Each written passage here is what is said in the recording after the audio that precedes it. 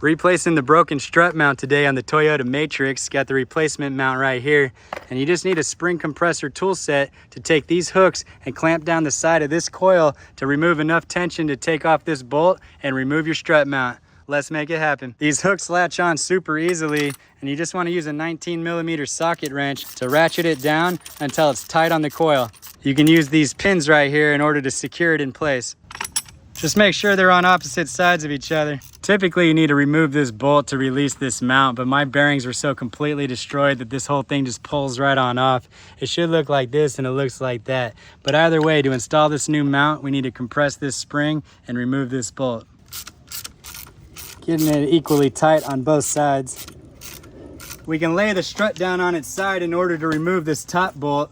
And if I take my 19mm breaker bar, you'll see that this wants to just turn and not come off. So to make this job easier, I'm gonna use my electric drill.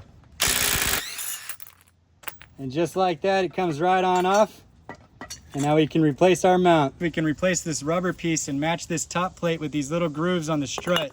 You can just kind of turn it till it falls into place and match this little rubber tab with the strut mount top. We could take our new strut mount and bolt it down.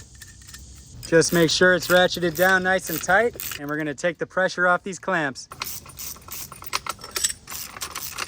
And there we have it, a nice new strut mount ready to be redeployed. And that's how you do it yourself, save money and prosper.